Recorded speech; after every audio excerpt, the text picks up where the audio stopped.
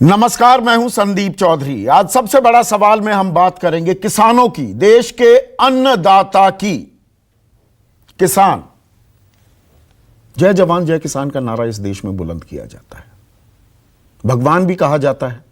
और इस संकट काल, संक्रमण काल, आपदा काल, कोरोना काल में जब देश की अर्थव्यवस्था गोता खा रही है, पहली तिमाही में 23.9% का गोता, दूसरी तिमाही में 7.5% का गोता, देश को अगर कोई उबार रहा है, सहायता दे रहा है, अपने मजबूत कांधे दे रहा है देश की अर्थव्यवस्था को, वो देश का किसान है। 3.4% की विकास दर किसान दिखा रहे हैं। जब लोगों को अनाज देने की बात आई, सरकार ने बड़ा कदम उठाया।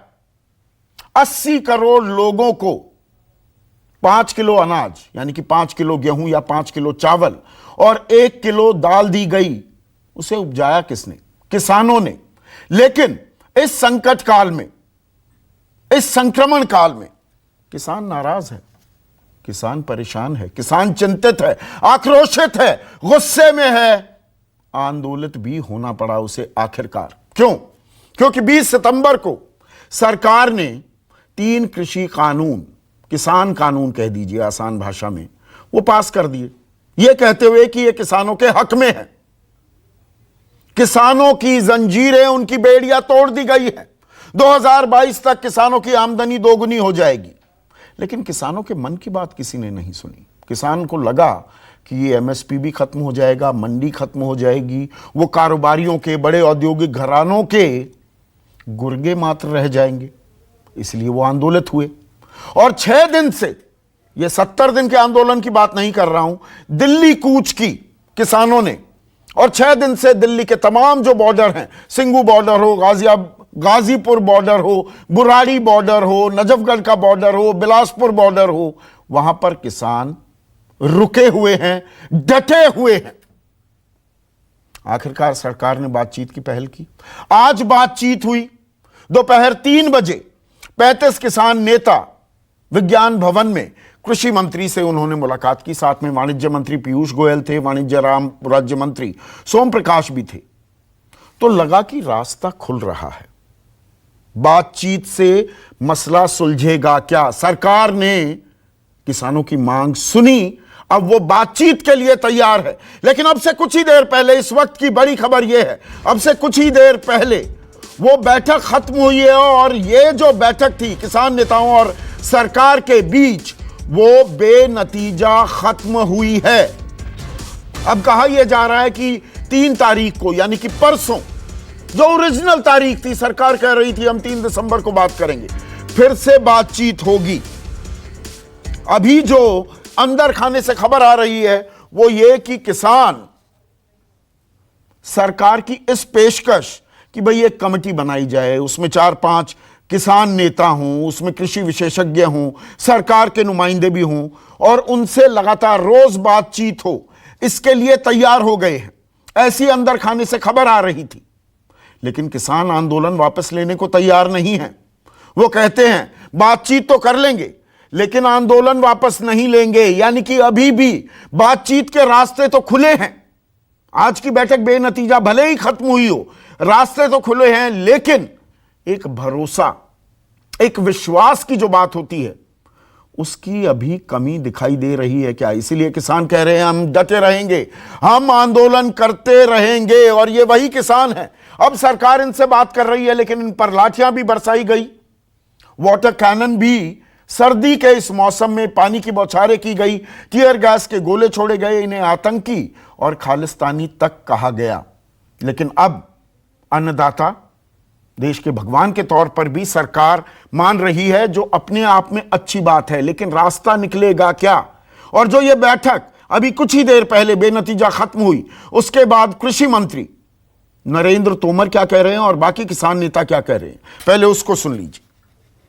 आज किसान यूनियन के नेतागण आए थे और भारत सरकार ने तीसरे दौर की वार्ता आज संपन्न की। वार्ता काफ़ी ठीक रही और एक दूसरे के प्रति काफ़ी समझ बनी है और हम सब लोगों ने ये तय किया है कि अब परसों वार्ता का चौथा चरण शुरू होगा और परसों तक ये लोग भी इशू अपने लेकर आएंगे और उन पर बिंदुवार फिर चर्चा की जाएगी। आंदोलन जारी रहेगा। एक कमेटी कल हमारी पॉइंट बनाएगी कि इस एक्ट में तीनों अध्यादेश में क्या क्या दिक्कतें किसानों को हैं। परसों के दिन उस कमियों को दूर करने के लिए मंत्री जी और हम लोग साथ में बैठेंगे परसों के दिन और इस प्रकार से वो दूर किया जाएगा। ऐसे में आज का सबसे बड़ा सवाल, किसानों को कृषि कानून समझा पाएगी सरकार? सरकार अपना पक्ष समझा पाएगी क्या?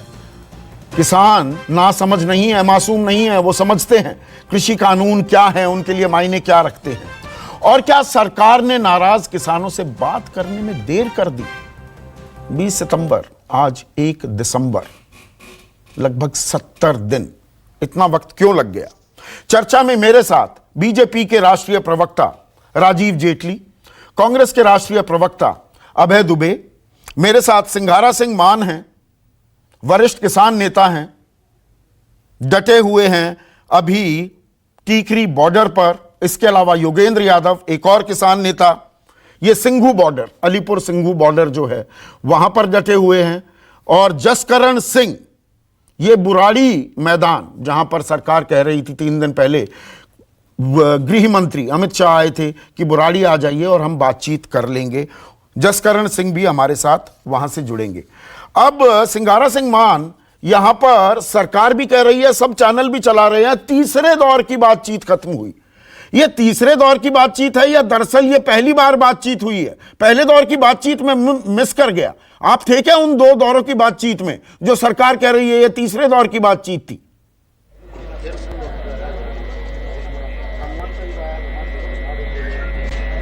देखो जी, जो ਅਸੀਂ कहांगे पहले दौर की बात नहीं, तीसरे दौर की बजाय चौथे दौर की बात है। पहले दौर की बात को तो हमने समुची किसान जथियों ने, किसान जथेबंदियों ने समुचे सर्वसम्मति के नाल पहले दौर को रद्द कर दिया था, क्योंकि किसानों को पहला जो पत्र मिला था वो उसके कहते थे भी आपको समझाना है, कानून किसान के पक्ष में है। जब किसान जथेबंदियां ने ये गल बात कहते भी हम समझे हुए हैं, इसलिए 2 टुक रद्द कर दिया। फिर दूसरे गेड़ की गलबात चली, कला सकत्तर आ गया, जो कृषि सकत्तर है, उसने भी समझाने का यतन किया, तो किसान जथेबंदियां ने उस गलबात को भी 2 टुक रद्द कर दिया। तो कृषि मंत्रालय के दफ्तर के अगे रोस प्रदर्शन करके किसान आगू वापस चले गए। उसके बाद संघर्ष होर तेज हुआ। संघर्ष के दबाव कारण, संघर्ष का जो दबाव बना सरकार पर, तीसरे दौर की गलबात चली, जिहदे विच कृषि मंत्री तोमर जी आए ते रेल मंत्री पीयूष गोयल जी आए। इस तो बिना कुल अमला फैला सारा मौजूद था। उस मीटिंग में 7 घंटे किसान आगू ने किसानों का पूरी जोर शोर से, पूरे सही ढंग के नाल, पूरी तरीके दे नाल यह जिहड़ा किसानों का पक्ष सीगा उत्थे सरकार के अगे रखा और कहा है गया भी जो तुम समझाते हो हमको भी तुम्हारे पक्ष में ये केस जिहड़े हैगे आ, कानून हैगे हैं। हमारे किसान आगुओं ने उनको 2 टुक रद्द कर दिया कि तुम्हारे जिहड़े हमारे तुसी कह रहे हो भी तुम्हारे पक्ष के कानून है, सानू नहीं चाहिए। असी बोलती है कि जो ये चारे कानून पहले पर बातचीत के लिए तैयार है ना? कानून है, चौथा बिजली है। सिंघारा सिंह मान अभी बातचीत के लिए तैयार है। 3 तारीख को भी बातचीत होगी ना? आज तो बेनतीजा रही। चलिए बातचीत देखो जी, हाँ देखो जी, बातचीत ना ही हल निकलना है। असी कहने भी साडी जिहड़ी हैगी है, जो जिहड़ी कामयाबी है, साडा संघर्ष की जित है, ये गलबात दी बूहे खोलने का मामला ही है कि मोदी सरकार ने पहला किन्ने बड़े पहला संघर्ष भी होए है, पर उन्हां ते किसे ते मूँह नहीं खोलिया सी। किसे धिर दे नाल, किसे अंदोलनकारियों नाल गलबात नहीं चली सी। जे गलबात चली है तो यह मुल्क के किसान, कुल मुल्क दीयां किसान जथेबंदियां लड़ाई के मैदान दे विच आईयां, संघर्ष दे विच आईयां। तो बातचीत जब चल रही है, सिंघारा सिंह मान बातचीत करिए, बाकी किसानों को अपने गांव, अपने पिंड जाने दीजिए ना। अभी तो खेती का भी समय है, ये दिसंबर आ गया, ये तो खेती का टाइम है। आप आंदोलन करोगे, आप खेती कैसे कर पाओगे? देखो कोई बात नहीं, देखो जी, खेती तो खो रहे हैं जी। खेती ਨੂੰ बचाने के लिए तो अब की खेती दाते लाई है। खेती बचाने का सवाल है हमारे पास। जे अब इथों वापस जाएंगे तो खेती बिल्कुल उजड़ जाएगी। हमारी एक फसल है ਜਾਂ कोई थोड़ा बड़ा घाटा वाधा ਅਸੀਂ ਚੱलेंगे सरकार, क्योंकि किसान इस गल ਲਈ ਤਿਆਰ है। ਸਾਡੀ खेती ना बचेगी, ਸਾਡਾ ਸਮੁੱਚਾ ਆਉਣ ਵਾਲਾ ਭਵਿੱਖ ਨਹੀਂ ਬਚੇਗਾ। ਸਾਡੇ ਬੱਚਿਆਂ ਦਾ ਭਵਿੱਖ ਖਤਰੇ 'ਚ ਹੈ। ਇਸ ਲਈ ਅਸੀਂ ਬੱਚਿਆਂ ਦਾ ਭਵਿੱਖ ਬਚਾਉਣਾ ਹੈ, ਸਾਡੀ ਖੇਤੀ ਨੂੰ ਬਚਾਉਣਾ ਹੈ, ਸਾਡੀ ਜ਼ਮੀਨਾਂ ਨੂੰ ਬਚਾਉਣਾ ਹੈ, ਬੱਚਿਆਂ ਦਾ ਰੁਜ਼ਗਾਰ ਬਚਾਉਣਾ ਹੈ। ਕੁੱਲ ਸਾਡੇ ਖੇਤਰ ਆ ਜਿਹੜੇ ਖੋਹੇ ਜਾ ਰਹੇ ਆ, ਵੱਡੇ ਕਾਰਪੋਰੇਟ ਘਰਾਣਿਆਂ ਨੂੰ ਸੰਭਾਏ ਜਾ ਰਹੇ ਆ। ਇਸ ਕਰਕੇ ਕਿਸਾਨ, ਮੁਲਕ ਦੇ ਕਿਸਾਨ ਇਹ ਸਮਝ ਚੁੱਕੇ ਆ ਗੱਲ ਵੀ ਇਹ ਸਾਰਾ ਕਾਰੋਬਾਰ ਹੈ ਜਿਹੜਾ, ਚਾਹੇ ਖੇਤੀ ਦਾ ਕਾਰੋਬਾਰ ਹੈ, ਚਾਹੇ ਰੁਜ਼ਗਾਰ ਦਾ ਕਾਰੋਬਾਰ ਹੈ, ਵੱਡੇ ਕਾਰਪੋरेट घराणियां ਨੂੰ अडानियां। तो मतलब आप कह रहे हैं जब तक आपकी मांगे मानी नहीं जाएंगी आप डटे रहेंगे। राजीव जेटली, सरकार ने बातचीत में देर कर दी क्या? किस चीज का इंतजार कर रही थी सरकार? देखिए, पहले तो मैं संदीप जी बहुत अप्रिशिएट करूंगा आपको, आपकी पत्रकारिता को। कोई भी मैच्योर आदमी, कोई भी समझदार आदमी वो सुनना पसंद करता है कि कब संदीप जी बोलेंगे और कितने मजबूती से आप मुद्दे उठाते हैं। और दूसरा, मैं नमन करूंगा अपने देश के किसानों को, जिन किसानों का संघर्ष देश के प्रधानमंत्री कर रहे हैं, मैं उनको भी नमन करूंगा। देखिए, 23 महीनों के अंदर 1 लाख करोड़ रुपया किसानों के खाते में डाला गया। 23 महीनों के अंदर, मात्र 23 महीनों में। ये कमिटमेंट नहीं था हमारा, ये हमारा मैनिफेस्टो का वायदा नहीं था। उसके अलावा 12,000 करोड़ का बजट होता था इस देश का किसानों का 2009-10 के अंदर, वो 1,34,000 करोड़ पर पहुंचाया गया, क्योंकि ये मंशा थी। आज बात जो उठ रही है मंशा पे उठ रही है, बात कृषि बिल के ऊपर नहीं उठ रही, मंशा पर उठ रही है कि आपकी मंशा क्या है, किसान क्या सोचते हैं, किसानों को समझाना कैसे है। तो समझाया क्यों नहीं? 70 दिन आपने समझाया नहीं, हाई हॉर्स पर रहे कि नहीं हमने जो कर दिया ये बिल्कुल किसानों के हित में है। किसानों के मन की बात सुनने में देरी की क्या? मेरा सवाल बिल्कुल सीधा है। नहीं संदीप जी, तीन बार संवाद, देश के प्रधानमंत्री ने वर्चुअल संवाद किया किसानों के साथ, देश के कृषि मंत्री ने वर्चुअल संवाद किया। वर्चुअल संवाद नहीं होता, संवाद नहीं कहते उसे आपने एक भाषण दे दिया, संबोधन कर दिया, उसमें प्रधानमंत्री ने अपने मन की बात कह दी, किसान के मन की बात कहां आई? उसमें संवाद क्या होता है? डायलॉग होता है ना संदीप जी। हाँ। संदीप जी, मैं एक मीटिंग का उल्लेख कर सकता हूं, कब किस मुख्यमंत्री ने केंद्रीय कृषि मंत्री के साथ किसानों के साथ मुख्यमंत्रियों की बात ही नहीं कर रहा हूं, किसानों से, किसान संगठनों से कब बात की? क्योंकि आपने ये कहा कि संवाद नहीं किया, आपने भाषण दिया। मैं कह रहा हूं आपसे इंटरेक्शन हुआ, बकायदा वो तो मुख्यमंत्रियों से हुआ, किसान संगठनों से कब हुआ? बिल्कुल किसान संगठनों से हुआ, हर किसी किसान संगठन से हुआ, हरियाणा में हुआ, उत्तर प्रदेश में हुआ, बकायदा हमारे काडर ने किया, इनफैक्ट हमने पंजाब में भी किया, वर्चुअल मीटिंग भी करी किसानों। हरियाणा में, आप हरियाणा की बात कर रहे हैं, आप हरियाणा से ही ताल्लुक रखते हैं राजीव जेटली। हरियाणा में मैं हाल बताऊं, भिवानी महेंद्रगढ़ के आपके सांसद धर्मवीर कह रहे हैं किसानों के साथ सलूक जो किया जा रहा है वो गलत किया जा रहा है। हिसार के जो सांसद हैं ब्रजेंद्र सिंह, वो कह रहे हैं जो सलूक किया जा रहा है वो गलत किया जा रहा है। सैनी भी यही बात कह रहे हैं, और आपके मुख्यमंत्री यहां पर आतंकवादी और खालिस्तानी भी कहा। आप कह रहे हैं बातचीत हो रही थी किसानों से। मैं नहीं कह, आपने मुख्यमंत्री जी की स्टेटमेंट को अगर गौर से सुनेंगे, मुख्यमंत्री जी से यह बात पूछी गई, क्या उसके अंदर कोई ऐसे तत्व थे जो आपको लगता है कि आपके लिए खतरा हो सकते हैं? तो मुख्यमंत्री जी ने कहा जब साक्ष्य मेरे पास आएंगे तब मैं आपको अवगत कराऊंगा, अभी मेरे पास साक्ष्य नहीं है। तो ना रिपोर्ट आई हुई है, मैं वो बाइट फिर से सुना सकता हूं। बिल्कुल सुना आप जानते हैं कि मैं गैर जिम्मेदाराना पत्रकारिता बिल्कुल नहीं करता हूं। नहीं, उन्होंने एक वीडियो को जरूर कोट करा कि उस वीडियो में यह बोला गया कि हमने किसी को मारा और हम उसको भी मार सकते हैं। तो उन्होंने कहा मेरे पास कोई साक्ष्य नहीं है, साक्ष्य जब होंगे तब मैं इस बात को रखूंगा। लेकिन मुद्दे की बात सुनिए, धर्मवीर की बात जो मैं कह रहा हूं, या ब्रजेंद्र सिंह की कह रहा हूं, राजकुमार सैनी की जो बात कह रहा हूं, और आपका जो सहयोगी है जेजेपी, उनके एक एमएलए ने तो इस्तीफा भी दे दिया है चेयरमैनी के पद से, और उनका बयान सुनवा दूं मैं आपको? बयान सुनवा देता हूं, फिर मैं सवाल पूछता हूं। बयान सुनवाइए। अभी बयान नहीं आया, मैं बयान भी सुनवा रहा हूं। ये सच कह रहा हूं। मैं बात बोलना चाहता हूं। हाँ, मैं संदीप जी एक बात बोलना चाहता हूं।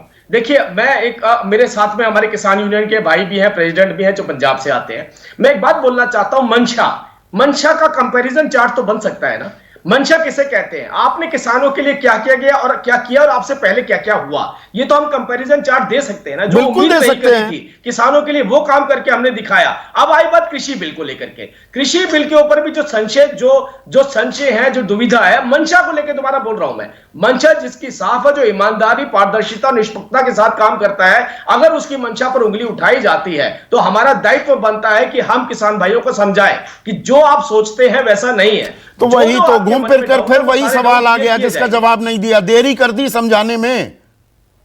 नहीं, बिल्कुल नहीं देरी करी, फिर अच्छा, भी कोई देरी नहीं मंशा की। है, कोई भ्रम है तो वो हम दूर करेंगे। तो वो दूर करना चाहिए था। योगेंद्र यादव, भ्रम दूर करने के लिए अब सरकार बातचीत के लिए तैयार है, एक समिति, एक कमेटी के गठन के लिए भी तैयार हो रही है।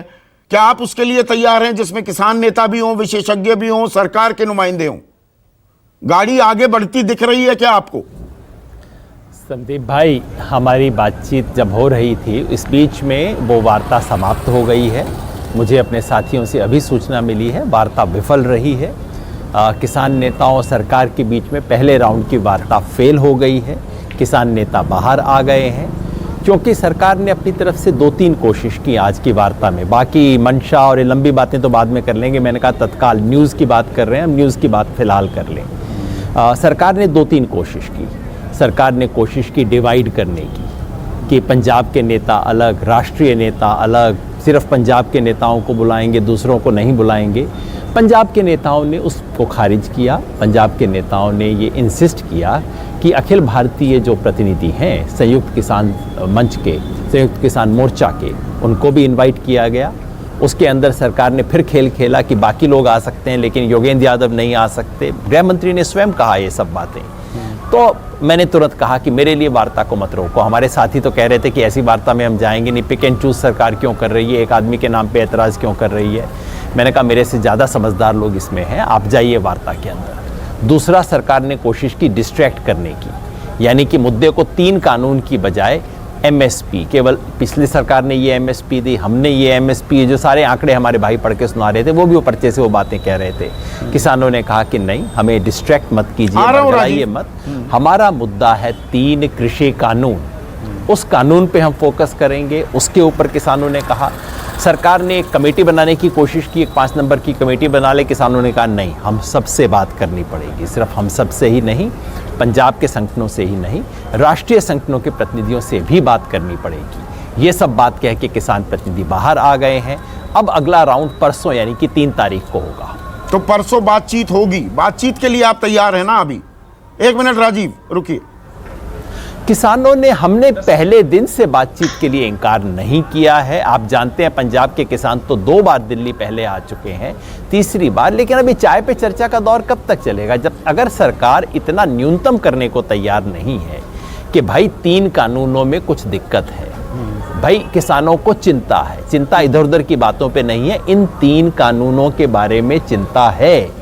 देखिए, बड़ा गंभीर मसला है। योगेंद्र यादव, आपने चाय का जिक्र कर दिया, कर दें, सस्पेंड कर दें। 1 मिनट योगेंद्र भाई, मुझे मालूम है बहुत गंभीर मसला है, आप लोग आंदोलित हैं। चाय का जिक्र आया तो मुझे ये खबर अभी मिली, मैं वो उसकी पुष्टि करना चाह रहा था कि आप लोग वहां गए, किसान नेता गए, उनको चाय परोसी गई, उन्होंने कहा चाय चूय नहीं चाहिए, आप हमारे पास आ जाइए, बॉर्डर पर आ जाइए, आपको जलेबी दूध देंगे, चाय नहीं चाहिए आपकी। ऐसा भी हुआ था क्या? तो थोड़ा मुस्कुरा भी सकते हैं, आप आंदोलित हैं, मुझे मालूम है। नहीं था, जैसा मैंने बताया। मैं खुद नहीं था, पर मुझे विश्वास है हमारे साथियों ने कहा होगा। और वो जलेबी दूध जो है, जलेबी चाय नहीं साहब, जलेबी दूध का मामला जलेबी है। दूध, मैं वो जलेबी दूध ही कह रहा हूँ कि चाय नहीं चाहिए, हमारे पास आ जाइए, हम जलेबी दूध दे देंगे आपको। हाँ। और वो हरियाणा के किसान देंगे, क्योंकि आज की स्थिति में हरियाणा और पंजाब दोनों किसान जुड़ गए हैं। आज दिन में जैसा आपने कहा, हरियाणा के स्वतंत्र विधायक सांगवान जी, उन्होंने अपनी चेयरमैनी से इस्तीफा दे दिया और बीजेपी की सरकार से अपना समर्थन वापस ले लिया है। राजस्थान की खबर आपने सुनी, हनुमान बेनीवाल भी यही बात कह रहे हैं। मैं वो बयान सुनवा देता हूं, पहले 1 मिनट बयान सुनिए। ये 36 बरादरी भाई इकट्ठे हुए थे, मैं इनसे आके अपील करी है कि हरियाणा की तमाम खापें किसानों के साथ हैं, इस जुल्म को हम देख नहीं सकते।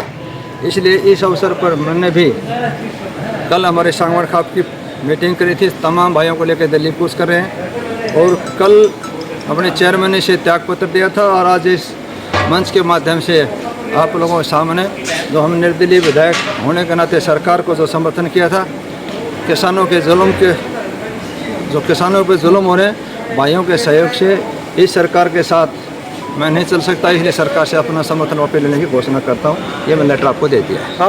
मनोहर लाल खट्टर की सरकार बहुत खतरे में पड़ गई है। बहुत 40 के करीब खाप पंचायतों का जींद में मीटिंग हुआ है और बड़े पैमाने पर जो किसान लोग हैं वो अभी खट्टर से विरोध कर रहे हैं और उन्होंने अपने बेटे जो एमएलए हैं उनको बोला है कि आप खट्टर की हमायत वापस लो और लोगों को कॉल दी है कि दिल्ली की तरफ मार्च चलो।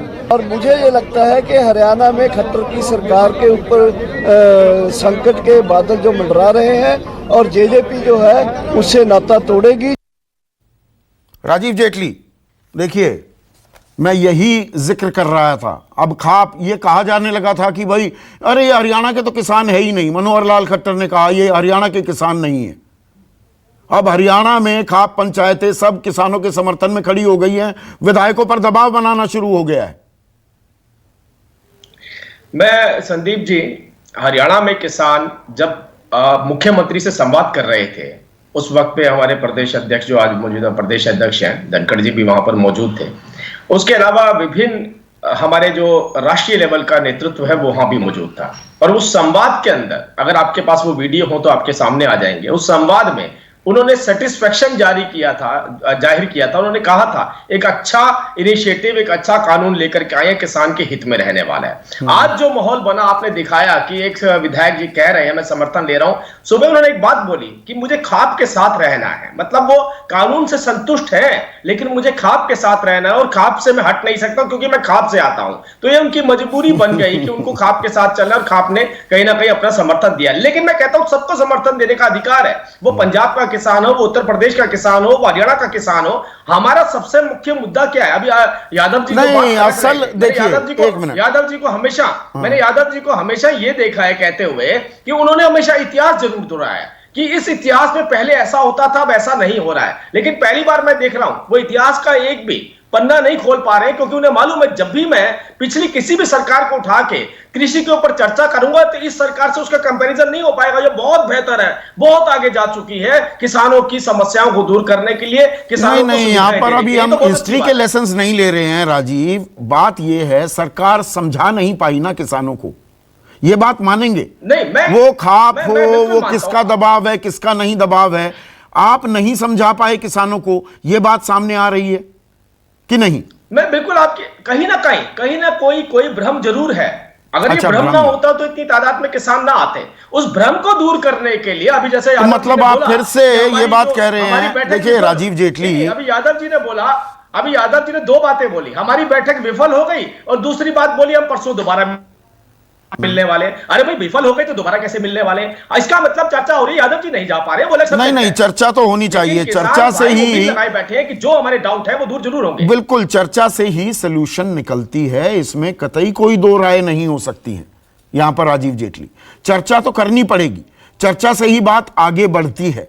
लेकिन अभय दुबे यहां पर किसानों को लेकर जो ये यहां पर आंकड़े गिनवा रहे हैं राजीव जेटली कि दलहन तिलहन दालों की ही खरीद की बात हो, वो कितनी गुना बढ़ गई है।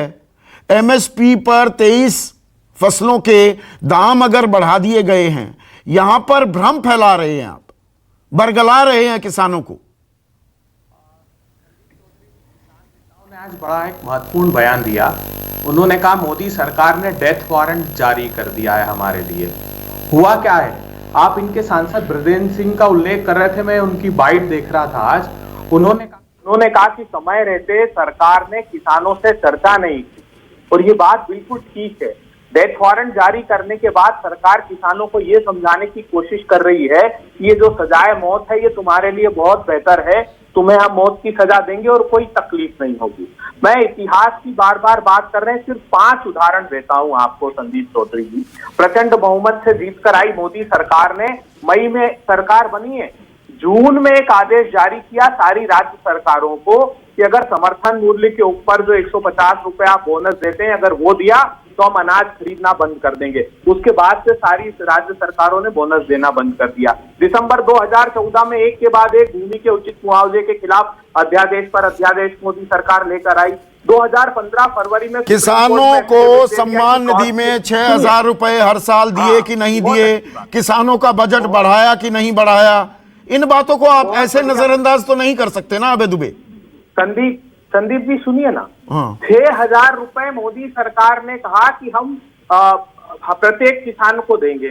ठीक है, आप योगेंद्र यादव जी और किसान नेता यहाँ बैठे हैं जो 2014 में डीजल के 25 रुपए भाव बढ़ा दिए, जीएसटी आपने 12 से 18% कृषि के यंत्रों पर, कीटनाशकों पर, खाद पर लगा दिया। तो हमने कैलकुलेट किया कि 15,000 रुपए हेक्टेयर इनपुट कॉस्ट बढ़ा दी। डीजल पेट्रोल पे अकेले एक्साइज लगाकर 15 लाख करोड़ रुपए मोदी सरकार ने अर्जित किए हैं। इनके उत्तर प्रदेश के मुख्यमंत्री ने अभी सीएसीपी को लिखा कि आप इनपुट कॉस्ट गेहूं की बताते हैं 960 रुपए, मेरे उत्तर प्रदेश में 1133 रुपए आती, महाराष्ट्र ने लिखा मेरे यहाँ 1625 रुपए आती। आप महाराष्ट्र का जिक्र कर रहे हैं, उत्तर प्रदेश में, पश्चिमी उत्तर प्रदेश को छोड़ दो, आप खुद मध्य प्रदेश से आते हैं, वहां के किसान कहां हैं इस आंदोलन में अबे दुबे? आप चलाइए ना ट्रेन, देखिए तो सही, सारे प्रदेश में आंदोलित हैं। ये भ्रम फैला रहे। अभी कल की रिपोर्ट है, कल की मंडियों से मध्य प्रदेश के किसानों ने कहा है कि साहब हमारी 1 रुपए में भिंडी और 2 रुपए में बैगन मवेशियों को खिला रहे वो। बोले क्या हाल कर दिया आपने। इन्होंने खरीद का अभी दूसरे सप्ताह में धान की खरीद का रजिस्ट्रेशन कर रहे हैं, जबकि अक्टूबर के पहले सप्ताह के बाद फसल आती है, औने पौने दाम में धान। इसे क्या कहेंगे? अब बातचीत का सिलसिला शुरू होता दिख रहा है अबे दुबे। देर आयत दुरुस्त आयत, या बहुत देर कर दी? नहीं, देखिए नहीं, हम अभी भी उम्मीद है, प्रधानमंत्री सबके हैं, समूचे देश के हैं। हम उम्मीद करते हैं कि प्रधानमंत्री जी आपको हमने एक समाधान दिया है कि आप चर्चा होने तक कम से कम तीनों कानूनों को सस्पेंड तो कर दीजिए।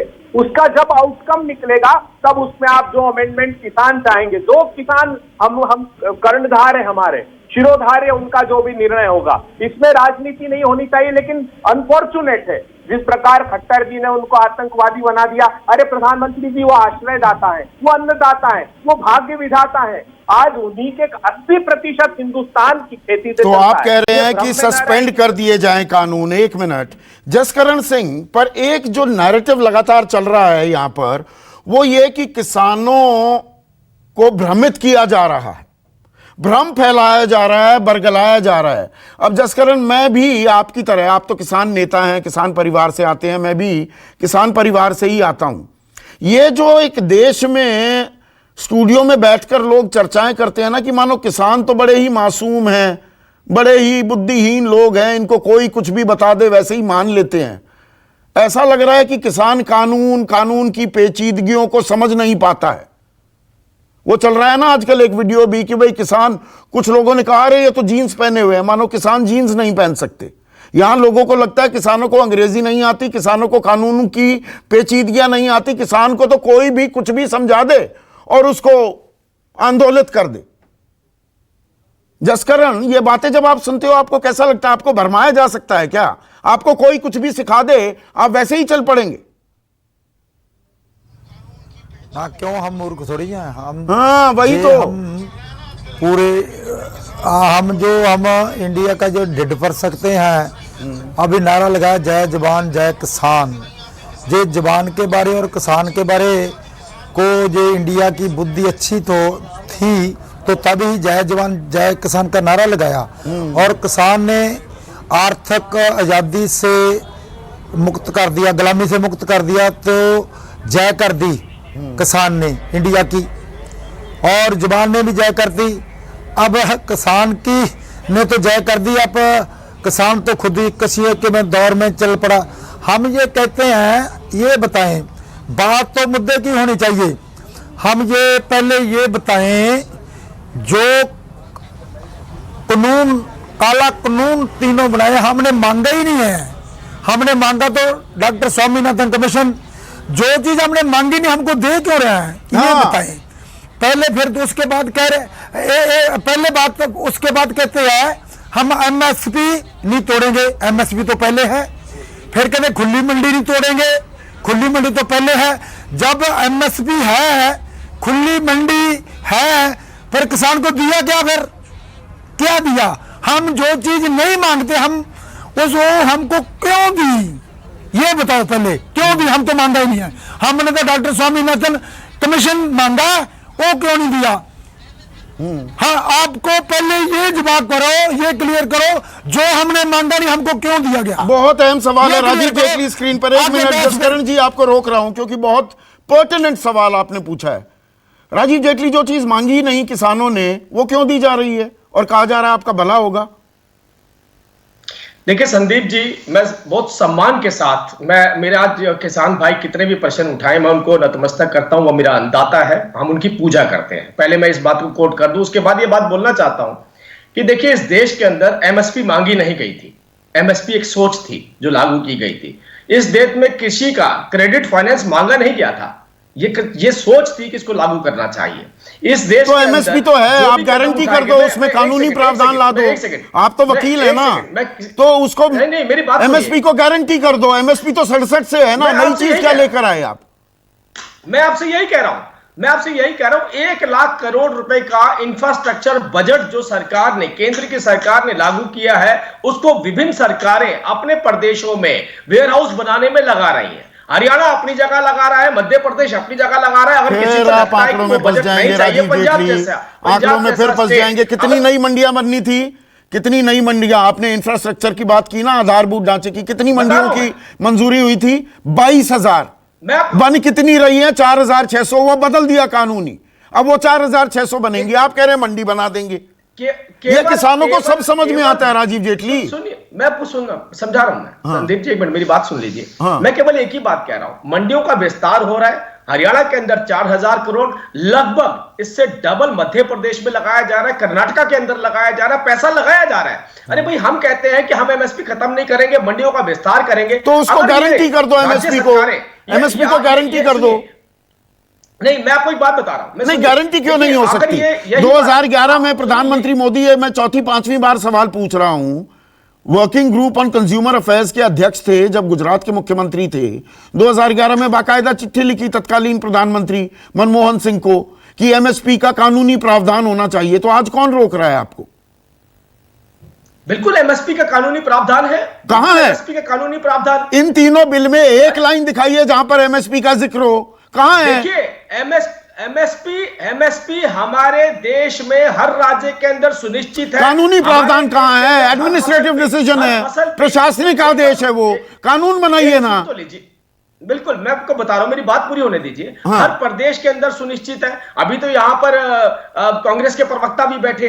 कांग्रेस के प्रवक्ता से ये पूछिए, एमएसपी क्यों नहीं देते आप? बाजरे पे एमएसपी क्यों नहीं देते? उसको हरियाणा का रुख क्यों करना पड़ता है अपना बाजरा बेचने के लिए? अरे भाई, आप तो अपने राज्यों के अंदर जो स्टेट एक सेंट्रल पूल की फसलें होती हैं और एक स्टेट एमएसपी देता है, आप स्टेट की एमएसपी तो देके दिखाइए। इसीलिए मैं कह रहा था, कंपैरिजन हो तो जाए कहीं पर, कोई तो कह दे मुझे कि ये बेहतर था। कानून केंद्र सरकार बना रही है क्योंकि ये कंकरेंट लिस्ट में आता है, आप जानते हैं ना। कृषि रेल चलाई, क्या ये सोच कभी पहले नहीं आ सकती थी? राजीव जेटली, ये बातें सबको समझ में आती हैं। योजना एक मिनट, किसी की सोच थी तो देश के प्रधान। ठीक है, वो बात ठीक है। योगेंद्र यादव, ये देखिए, ये जो एक नैरेटिव चल पड़ा है ना, और सब चैनल इसमें लगे हुए हैं कि किसानों को भरमाया जा रहा है। किसान मतलब जैसे दिमाग से पैदल है, किसान को ये बारीकियां समझ में नहीं आती। सब समझ में आता है ना किसान को कि हो क्या रहा है, इन 3 कानूनों में क्या है। कि नहीं जी, कानूनी प्रावधान है। कहां है एमएसपी का कोई कानूनी प्रावधान है कहीं भी? मुझे कई बार लगता है कम से कम टीवी पे जो लोग बोल रहे होते हैं उनसे ज़्यादा तो किसान को समझ आता है। मेरा एक अनुरोध है कि बीजेपी के प्रवक्ता जो आए, ये सब 1-2 फर्रे अपने लेके आते हैं, पार्टी ने लिख के दिया होता है, इनको आप सीधा 5 मिनट दे दिया कीजिए, भैया वो 2 पेज जो लाए हो उसको पढ़ दो, उसके बाद सवाल जवाब किया करो, क्योंकि नहीं तो बेचारों को बार बार वो चीज़ें पढ़नी पड़ती हैं। आप कुछ भी सवाल पूछिए, उनको अपने 2 फर्रे पढ़ने पड़ते हैं। उनको थोड़ा सुविधा कर दीजिए, उनको इस तरह से प्रताड़ित मत कीजिए आप अपने शो में। नहीं देखो, उन्होंने नहीं, to be fair to them, एक सेकंड योगेंद्र यादव, नहीं, योगेंद्र यादव, जो किसानों के लिए जो कदम उठाए गए हैं, अगर कृषि बजट बढ़ाया गया है, दाल की खरीद जो 2009 से 2014 के बीच थी, उसमें 15 से 20 गुना अगर इजाफा हो गया है, सम्मान निधि दी जा रही है, बीमा करवाया जा रहा है, तो किसानों के लिए कदम तो उठाए हैं सरकार ने, ऐसा नहीं है। संदीप भाई, मैंने वही कहा कि अगर फिर कड़े सवाल पूछने शुरू कर दिए तो दिक्कत हो जाएगी हमारे भाई को। ये कह रहे थे इतिहास की बात आप मत, इतिहास की बात क्यों नहीं करते। लीजिए, इतिहास की एक छोटी सी बात बता देता हूँ। ज़्यादा इसलिए नहीं करता कि मेरे को कांग्रेस बीजेपी की लड़ाई में कोई इंटरेस्ट नहीं है। मैं तो कहता हूँ इस देश की तमाम सरकारें किसान विरोधी रही हैं, फुल स्टॉप। लेकिन चूंकि ये चाहते हैं तो आप ऐसा कीजिए, 4 शासनकाल देख लीजिए। वाजपेयी जी का पीरियड, यूपीए 1, यूपीए 2 और एनडीए 1, जिसके आंकड़े हमारे पास उपलब्ध हैं। एमएसपी के दाम में परसेंटेज इंक्रीज किसमें सबसे ज़्यादा हुआ? यूपीए 1। नंबर 2 पे कौन है? यूपीए 2। नंबर 3 पे कौन है? वाजपेयी सरकार। नंबर 4 पे कौन है? मोदी 1। पर मैंने कहा इतिहास में जाऊंगा तो बड़ी तकलीफ हो जाएगी हमारे दोस्तों को। मैं ज़्यादा कॉन्क्रीट बात कहता हूँ। इन्होंने कहा 1 लाख करोड़ रुपए का इंफ्रास्ट्रक्चर फंड से ये हो गया है, वो हो गया है। आप मुझे इतना बता दीजिए, उस 1 लाख करोड़ के इंफ्रास्ट्रक्चर फंड में से अब तक सरकार ने रिलीज अपनी जेब से कितना किया है? कृपया अगली बार जब आए तो फर्रे में ये आंकड़े भी लिख के ले आइएगा। बार बार बात करते हैं मंशा की। मुझे लगता है हमारे किसान साथी जसकरण कौन है, मैं देख नहीं पा रहा हूँ टीवी पे अभी किसी को, उन्होंने बड़ी कायदे की बात कही, क्योंकि किसान को असली और मोटी बात समझ आ गई है। वो ये कि भाई जिस गिफ्ट को मैंने मांगा नहीं, जिसमें मुझसे राय नहीं हुई, जिसका मैं समर्थन में नहीं हूं, वो गिफ्ट मेरे माथे के ऊपर ईंट दे के क्यों मार रहे हो? बीजेपी के प्रवक्ता बोल पड़े एमएसपी किसी ने मांगा था। मुझे लगता है उन्हें एक्चुअली पता नहीं है भाई, दिन रात किसान आंदोलन बेहतर एमएसपी। एक मिनट राजीव, आपको पूरा मौका के अंदर रहा करते हो।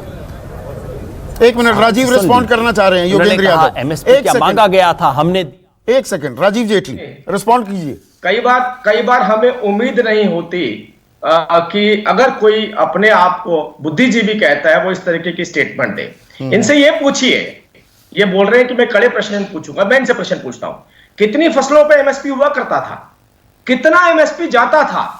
1,69,000 करोड़ का एमएसपी जाता था। वो एमएसपी आज 6 लाख करोड़ पर पहुंच चुका है। कितनी फसलों पर? आप कंफ्यूज मत करिए, टीवी के माध्यम से जनता को कंफ्यूज मत करिए। इसीलिए कह रहा हूं कुछ ऐसे लोग कृषि के किसानों के बीच में हो सकते हैं जो बरकला रहे हो। आपने कहा किसान पढ़ा लिखा है, मैं भी कह रहा हूं किसान पढ़ा लिखा है, लेकिन जब बीच में ऐसे लोग पहुंच जाते हैं तो वो भ्रमित करते हैं। दूसरी बात, इन्होंने कहा इंफ्रास्ट्रक्चर पर क्या खर्च किया। अरे मैं आपको यही तो बता रहा हूं, केवल एक प्रदेश बताता हूं, 4,000 करोड़ का इंफ्रास्ट्रक्चर। 1 लाख करोड़ में से कितना सरकार ने रिलीज कर दिया है? सीधा सवाल है ना, कितना रिलीज किया? जो अरे आंकड़ा बताइए, आंकड़ा बताइए। 3,900 करोड़ केवल हरियाणा, मैं आपको बता रहा हूं, लगभग 5,500 करोड़ जो है मध्य प्रदेश। पूरे 1 लाख करोड़ में से कितना रिलीज हुआ है? अगर आपने ये बात रखी होती तो मैं पहले रख देता आपके सामने। चलो कोई बात नहीं, आप जो ये कह रहे हैं ना, देखिए एमएसपी की आप बातें करते हैं कि इतना बढ़ा दिया, 6 लाख करोड़ का आपने आंकड़ा बता दिया। 6% किसान एमएसपी पर अपनी फसल को बेच पाते हैं। पहली बात, ये शांता कुमार कमेटी की रिपोर्ट है, मेरी नहीं, राजीव जेटली। और जो ये जितने आप दाम बता रहे हैं ना, अब वो कपास से लेकर जीरी यानी कि चावल से लेकर उड़द से लेकर मक्का से लेकर सब आधे आधे दामों में बिक रहे हैं। एमएसपी नहीं मिल रहा है, ये कड़वी हकीकत है। और एमएसपी की जहां तक बात है, सिंगारा सिंह मान, एमएसपी में भी सरकार ये कहती है स्वामीनाथन आयोग हमने लागू कर दिया। स्वामीनाथन आयोग का तो A2+FL लागू हुआ है ना, मांग तो आपकी है C2+50। ये कहते हैं स्वामीनाथन साहब ने भी कहा सरकार ने बहुत बड़ा कदम उठाया है। आप खुश हैं ये कि स्वामीनाथन आयोग लागू हो गया है क्या? दरअसल मेरी 2 मिनट बात सुनो मेरी। मैं कुछ पहली बातों का भी जवाब देना चाहूंगा इनको। इसने बताया भी 6,000 रुपया देश के किसानों के खाते में जाता है। मैं एक उदाहरण तो देनी चाहूंगा। एक कोई आदमी तुरा जाता है, उसका पर्स कोई निकाल लेता है, उसमें 2,000 रुपया है। वो 2,000 रुपया निकाल कर वो एक आदमी एक अड्डे पर खड़ा रो रहा है। वो कह रहा है भी मेरा पर्स निकल गया, मैं लूटा गया, मैं घर नहीं पहुंच पाया। उसको वही आदमी जिसने उसका पर्स निकाला है वो मोड़कर ये कहे भी जे लो 20 रुपये तुम्हारे घर में पहुंच जाएंगे, बस का किराया ले जाओ, ते मैं तेरे ते भला कर दिया। भला कर दिया हो। जे उस आदमी को इस गल का पता लग जाए भी मेरा पर्स ही इसने छीन लिया है, तो उसका क्या करेगा? ये 6000 देने की बात कर दो, साढ़े तो 6000 किन्ने हजार लूट लेते हैं, उसके बिचों पूरा देकर हमारे परेशान करते हैं। एक बात। दूसरी बात ये कह रहे MSP का मामला, MSP ये कहते गारंटी कादी है, कितने नहीं पूरे देश में कितने MSP तो वध नहीं विकती। साढ़े पंजाब में विच MSP मिथी हुई है मक्की की 1800 रुपए बिक रही है, 600 रुपए तो 900 रुपए लेकर। इसी तरह साढ़े पिछले कपास में नरमे की कीमत है 5750 रुपए बिक रहा है 4800 नूं। इस तरह की कोई असी MSP की गारंटी भी मंगते हैं। सब तो पहले तो साडी मांग तो ये है जो इन्होंने कानून बनाए हैं, 3 खेती कानून है, चौथा बिजली एक्ट है 2020, पांचवा हुण जो पराली के मुद्दे पर 1 करोड़ रुपया जुर्माना, 5 साल की सजा, कैसे देगा, कित्थों आएगा किसान कोड। ये सब जमीन छीनने की बात है, जमीन छीन लेनी है सारी। ये जमीन छीन के बड़े कारपोरेट घराने की ब्योंतबंदी है, इसलिए किसान समझ चुका है। सरकार जो कहती है भी किसान को समझाना है, ये कहते हैं लगा रहे हैं बरगड़ा रहे हैं, कौन कोई किसी का किसान बरगड़ा नहीं रहा है। असी मांग करते हैं किसान को इस 5 कानूनों को रद्द कर दो, दोबारा बरगड़ा लो, तुसी समझा लो किसान को। जो किसान मैं अभी ये सवाल पूछूंगा सिंगारा सिंह जी, ये सवाल पूछूंगा, पर जसकरण सिंह आपने ये मुद्दा उठाया था कि स्वामीनाथन आयोग, बीजेपी वाले लगातार कहते हैं हमने स्वामीनाथन आयोग लागू कर दिया। 2018 में स्वामीनाथन ने खुद तारीफ की सरकार की कि देखिए मेरी सिफारिशें लागू कर दी, 2006 में ही मैंने रिपोर्ट दे दी थी। तो जब स्वामीनाथन आयोग की सिफारिशें लागू हो रही हैं, सरकार ये दावा करती है, स्वामीनाथन खुद कहते हैं बहुत अच्छा कदम है, आपको फिर उसमें दिक्कत क्यों आती है? आप C2+50 की बात क्यों करने लगते हैं?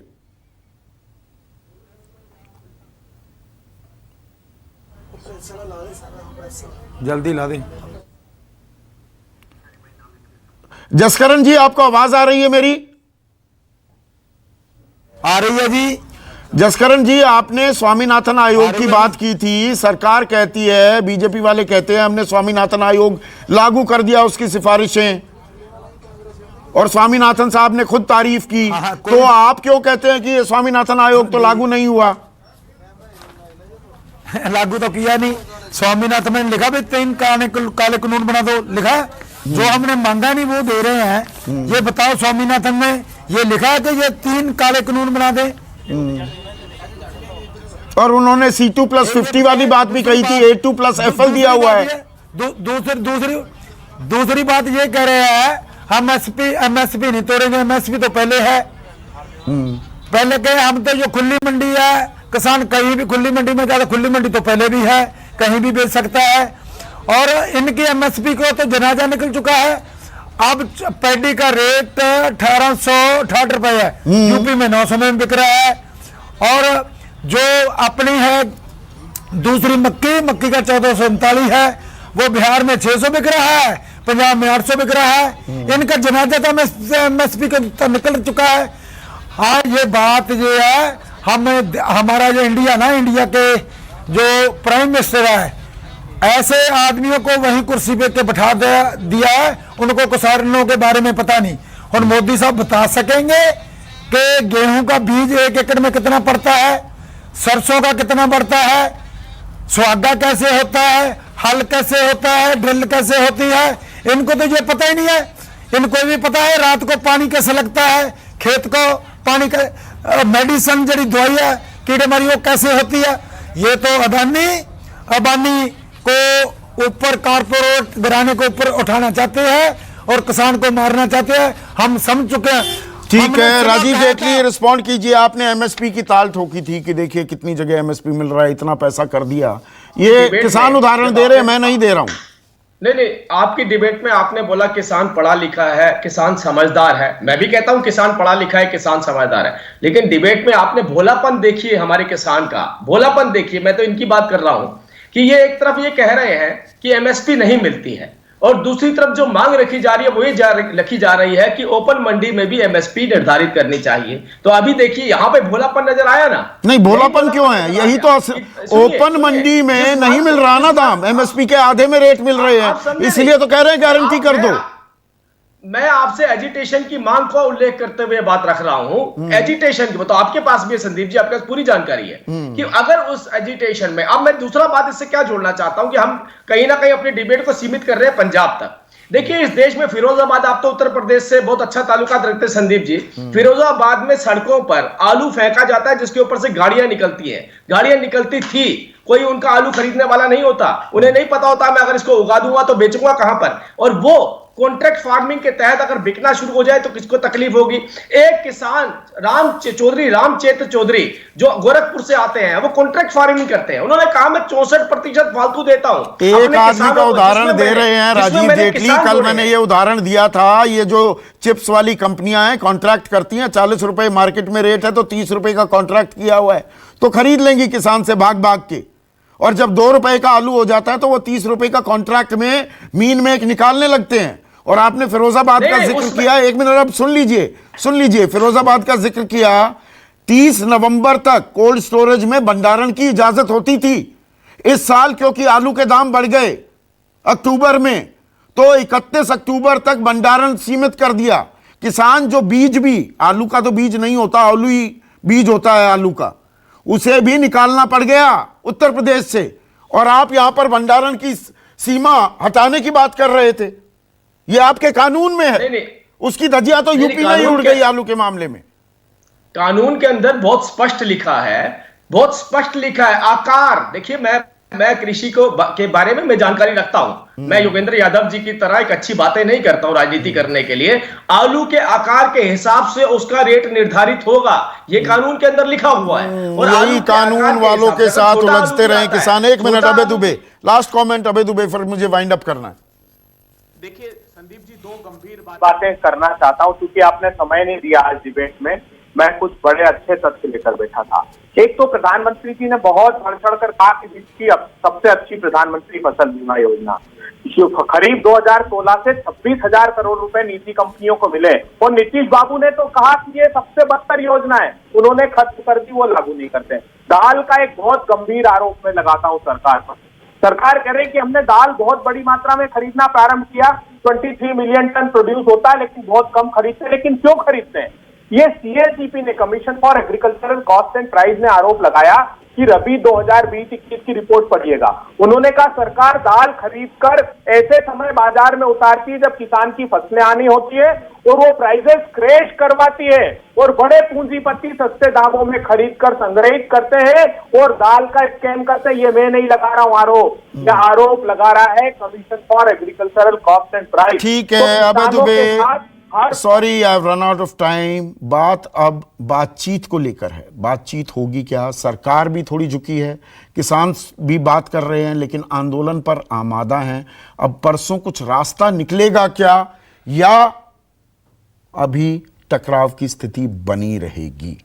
अन्नदाता को उनकी मांगे सरकार मानेगी या कहीं बीच का रास्ता निकलेगा, ये देखने वाली बात होगी। आज के लिए बस इतना ही। नमस्कार। नमस्कार, मैं हूं संदीप चौधरी। अगर आपको ये वीडियो पसंद आया हो तो इसे लाइक और शेयर जरूर करें, और हाँ, हमें सब्सक्राइब और फॉलो करना ना भूलें ताकि आप देश और दुनिया की कोई खबर मिस ना करें। तो जुड़िए हमारे साथ और देखते रहिए News 24।